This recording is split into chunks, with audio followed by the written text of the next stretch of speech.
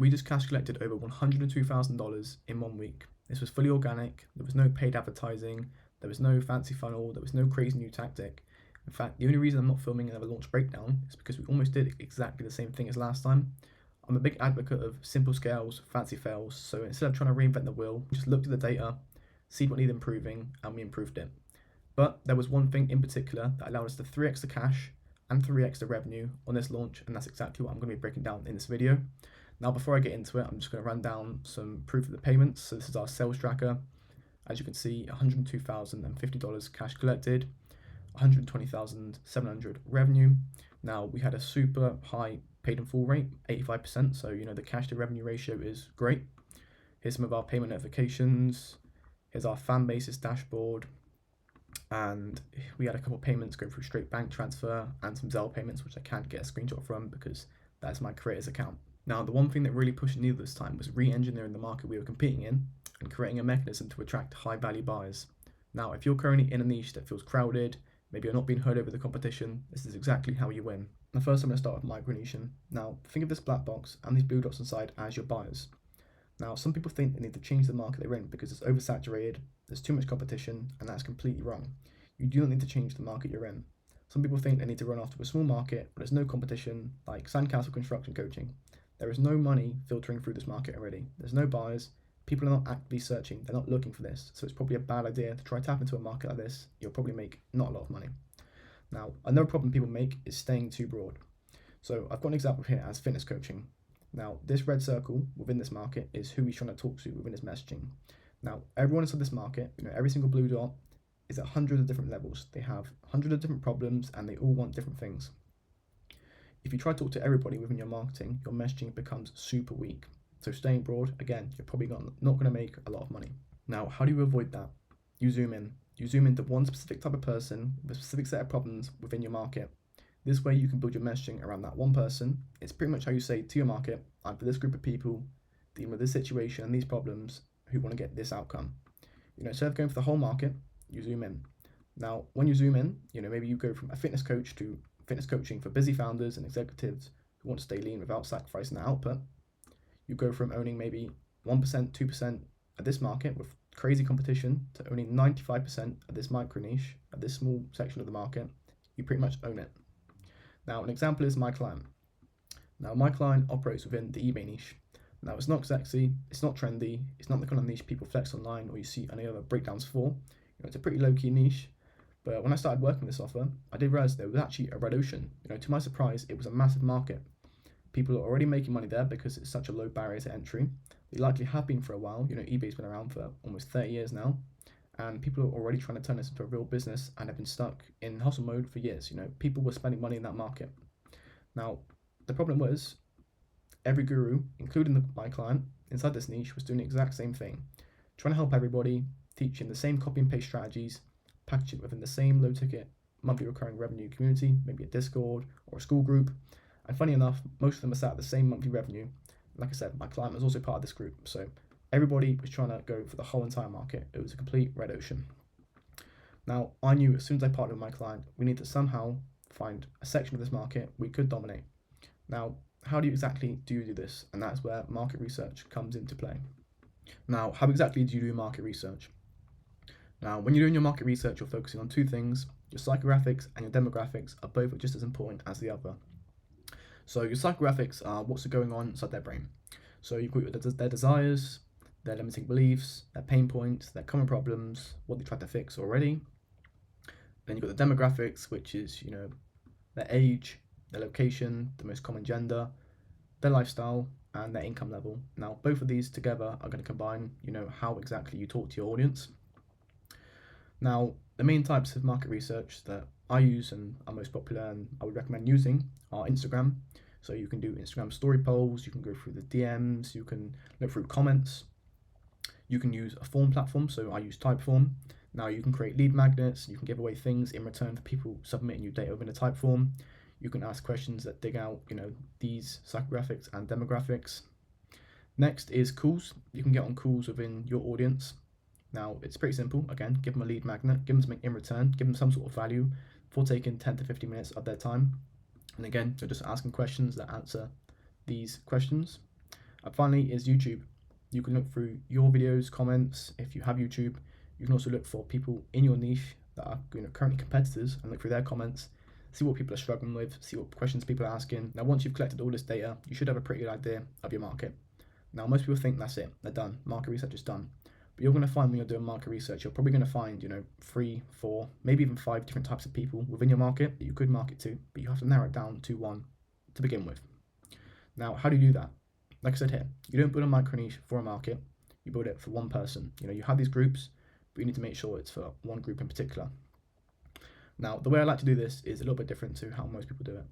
Most people think, if they choose the beginner market, instantly it's going to be the most profitable because there's always going to be more beginners within the market. But that doesn't lead to long-term success. I always like to think, who's going to be coachable, who's most likely to get result, and who do I actually want to work with? And in my case, it's my career. Who in my career I actually want to work with? And finally, who has money to invest? Now, if you straight away hammer all your messaging towards a beginner-focused market, you're going to have people that don't have a lot of money to invest. They're going to be difficult to work with. They aren't very likely to get great results, and it's going to be difficult to coach them. So you should be really careful about who you choose to be your ICP. Now, once you do find out who you want your primary ideal client profile to be, you need to organize all the data. Now, the way I do this every time I partner with a client is we create an ideal client profile mega sheet. Now, this is usually 10 to 20 pages of just straight data about, this one person. Now, we even go as far as giving them a picture of what they look like and a name. Now, this pretty much decides exactly how we talk to them, exactly how we build the offer out. So the more data in here, the better it's going to turn out to be. And it's one of those things where it's never going to be fully done. You're always going to be updating it as you get more feedback, as you get more data, but you want to get as much in there as possible. Now, in there, we're finding out, what their daily routine looks like, what their current bottlenecks are, a little bit about what they're doing now, and again, we're just organizing that and putting as much data in there as possible. And straight away, if you feed this to AI, you can start spitting out great emails. You can even ask it to help you build your offer, and it becomes an asset you can use throughout the whole entire lifespan of your offer. Now, market research speedrun is something that I like to do with every client I partner with, and that's called an MVP launch. Now, it's super simple. All you're doing is you're creating an offer to help get your ICP to their desired situation. Now, the offer is that. It's as basic. You usually just give away access. You don't need to build out a course. Maybe you give out a month or 2 of calls just to help them get a result. Now, the reason I do this is because obviously you have to do what I just mentioned above. It's one of those things. But instead of spending 2 weeks, 3 weeks, 4 weeks on it trying to get in-depth data, I recommend just spending 1 to 2 days and just doing a quick launch instead if you've never launched a product before. Obviously, if you're already selling a product and you have data, I'd use that. Now, the reason the MVP launch is so valuable is because you get golden market research. You're literally getting paid for the most in-depth market research possible. Now, you'll never know your audience situation, their problems, their pain points, their needs better than actually working alongside them and hearing it directly. You get easy offer and material creation. Now, working with this first group of people, like super closely, one-to-one, you'll see what they need to get to their desired situation. Now, you can turn this back into readable course material, educational assets, lead magnets, all of that. Instead of just guessing and creating, you literally just supply the existing demand that your audience already has. And you get the best type of proof. Now, after working with these people, you'll have some strong client testimonials before your first public launch. You'll have proof of the product even before launching it, and just that is so valuable. Now, results are literally the lifeline of a coaching business. So before you've even launched, if you've got 3 to 5 results that you can leverage, it's going to be so much more easier. Now, finally, you get the ability to scale fast. After finding out everything you need to help your students succeed, you can step back. You can put systems in place for future students to go through, a course, structured calls, templates, etc. And you can also implement other coaches to take the workload off, performance coaches, niche down coaches, student success managers. Like, you can do all of this, but you need data to be able to put that in place. Now, doing that literally allows you to make money, you're getting paid for it, and get all that data super quick. I would never spend, more than 1 to maybe 3 days finding out this data, because you can get the borderline stuff, but as soon as you start working with them, you can start filling up that the sheet super quick. Now, the cool thing as well when you're doing the MVP launch is you're never going to have one group. You're going to kind of have a selective group of your market come into the offer. So another cool benefit of it is you get to choose who you want to work with. Maybe you have a beginner, someone a little bit more advanced, maybe someone kind of in the middle, and you can kind of see who you enjoy coaching the most and who you can get the best results in the time span. So yeah, that's exactly what I'd recommend to do. I'd recommend doing a bit of both, or at least just doing this for a couple of days and looking at your old data to begin. Now, the next part is mechanism. Now, I decided to make this about the mechanism, and not so much about the offer, because I generally think it's more important. An offer is just features, of course, how many calls they're getting, the access they're getting, whereas your mechanism is what actually does the selling for the offer. Now, most offers are like this Amazon box. Your offer just looks boring. It looks generic, it's familiar, and it's easy to compare to your competitors in the market you're competing in. Now, a well thought out mechanism is like this luxury box. It's more valuable, it's more thought through, it's more intentional, and the contents could be the exact same. Both these boxes, if they turn up at your door, could have the exact same things inside. But if you were given the choice to which one you're going to take, you'd probably take the luxury one because the perceived value is so much higher. You believe what's inside of there. It's going to get you a better result, or you're going to be more happy with what you get inside. So to actually create this unique mechanism, first of all, you need to find out what's the common wall they're hitting. Now, within my eBay clients niche, we found out what they were doing wasn't the main constraint; it was how they were doing it. It was that they were treating their eBay business like a side hustle instead of a real business. So that's the first thing you need to do. You need to find out the wall that they're hitting. Next is you need to identify the limiting beliefs. You need to find out the wall people are putting up inside their heads. That are limiting them from getting a result with, let's say, eBay as an example. So we found out people were thinking, eBay is just for flipping stuff on the side. People are saying you can't make money doing this full time. It's not sustainable long term. You can't run a real business. Don't run eBay. Margins are too thin to scale properly. There was all these things that people were thinking that were holding them back. Now, first of all, you need to break this wall straight away before you introduce your mechanism. And the best way to do that is content. YouTube is always going to be king for coaches. It's the best way to get people to know, like, and trust you. Obviously, you need to get people to watch more of your content to actually go into your funnel and buy things, and YouTube is just superior to anything. Instagram is great for pushing people to YouTube, and we find email is super great for nurturing, especially with the audience I was working with, because it's an older ICP. So we had people anywhere from the age of the 28 to 55, and we found those people open their emails quite a lot. So yeah, emails were hitting. Now, my client had actually built a 7-figure eBay business. He wasn't running this as a side hustle. He was running it like a real company with a warehouse, a team, systems and processes, and real supplier relationships that were getting a massive amounts of inventory in bulk. Now, straight away, just that in particular, just destroys all these things people were saying. So we made sure to, position the content to actually show this. Before he was just filming videos, kind of top of funnel, just him going out, doing the sourcing, day in the lives, things that would get super high views, but they weren't showing the nitty gritty of the business. Instead, we positioned this content to show, his warehouse, breaking down his systems. In the background, you could see his team working behind him, and we showed, these truckloads of inventory coming in, and it just showed them, how different he was operating. He wasn't operating like a side hustle. He had a business. It was, running smoothly. So we need to hammer that into people's minds so they know it is possible. We have to break that limiting belief. Now, next is you need to find your edge. Now, I'm not going to do this as my client's example because I don't want to give away our edge and what we're using to scale this offer. But instead, I'm going to use the fitness coaching offer like I used earlier. Now, most fitness coaches offer the same thing: workout plans, nutrition advice, accountabilities, check-ins, progress tracking. Now, the likelihood is, if you're a fitness coach, you probably offer the same thing. And if you're doing that, you're probably making sales, but you're probably not standing out in the market, and you're probably at a plateau, and you're not doing as well as you could be if you were doing this. Now, you need to find your edge. Now, maybe your edge is you used to work high up in corporate work, and you managed to stay in great shape, maintain a great diet, etc. You have experience in that field. Now, you need to use this to your advantage. Your new offer should be designed around, built specifically for busy professionals. The same features, but the mechanism, what your offer is actually built around. Your edge is it's built specifically for working professionals with limited time, short, efficient workouts, nutrition that fits schedules, and travel. Maybe you eat out a lot and you need to create a guide around that.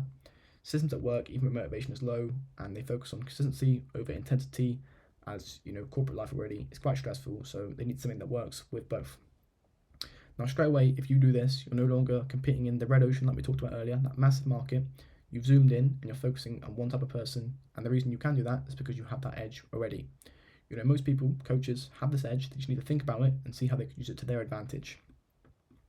Now, the final step is naming a unique mechanism. So once you found out the constraint that most people in your market are hitting, their limiting beliefs, and you've crushed it within your content, and you've figured out your edge, you can create your unique mechanism. Now, you want this name to be simple and memorable. You want it to be implying a new way of operating, and you want to create a clear contrast with the old way. Now, so many people just get their niche and they chuck on Accelerator or the scaling system and expect it to, do well. And that is usually not the case. You're positioned like the Amazon box. You look like everybody else's offer in the market. The packaging is exactly the same, the features are exactly the same. So again, you've got nothing to stand you out. You want your way to be the only logical way for them to get the result, and you want them to appear that way, and you want to talk about it that way in your marketing. You want to throw shade, you want to throw rocks, on the old way of operating the business you're trying to teach. Now, so many people think selling an offer is just about the features, it's just about the mechanism, it's just about how many calls they're getting, the course material, all of that stuff, but that's completely wrong. You are selling a complete identity shift. You want people to look in the mirror and see themselves differently when they come and do your way of operating. You want to, name something different completely. Now, an example is, with this client I was working with. Now, at the moment, people within this niche, were called eBay resellers. This is what they were identifying as. Now, eBay reseller has, a terrible reputation. It appears to no time for doing it alongside a job. You only get 1 to 5k months. You operate out of a spare room. It leads to burnout. The margins are super low. There's an income cap, and it's mainly just known as a side hustle. Now, we cannot sell an offer around this because no one wants to be that label. No one wants to be, a full-time eBay reseller. That's just not what people want. So we need to make people see themselves as something completely different. Now, our unique identity, again, I'm not going to leak what it is because that's that kind of edge. You can probably figure it out if you go look into my client's offer, look to the messaging. But anyways, our unique identity was a completely new label. We removed eBay from it entirely because, again, people didn't associate eBay with a positive thing. Our new unique identity, they had employees. They were doing 10 to 20k plus months. They were running their business like a CEO. They have time freedom, they have real systems, and they have no cap, on what they can earn. We want the people to carry this identity, as a sort of label. Now, what's the difference between, our unique identity and limiting beliefs? Because those things sound pretty familiar to those things. Now, it is completely different. Now, your limiting beliefs are the assumptions people make about, what can work within the business. And then your identity is who people think they are, their label. Now, your mechanism is designed to break the beliefs, and then your identity shift replaces how they see themselves. Both matter, but they do very different jobs. Now, you have to show them the other side. You have to show them through the mirror, who they could be after they go through your offer, your process. And again, your content is going to be the best place to do this. Through YouTube, Instagram, email. You need to hammer this within your messaging. Do you want to be an eBay reseller, or do you want to become the new identity who is scaling their businesses? eBay resellers are stuck. This new identity is scaling.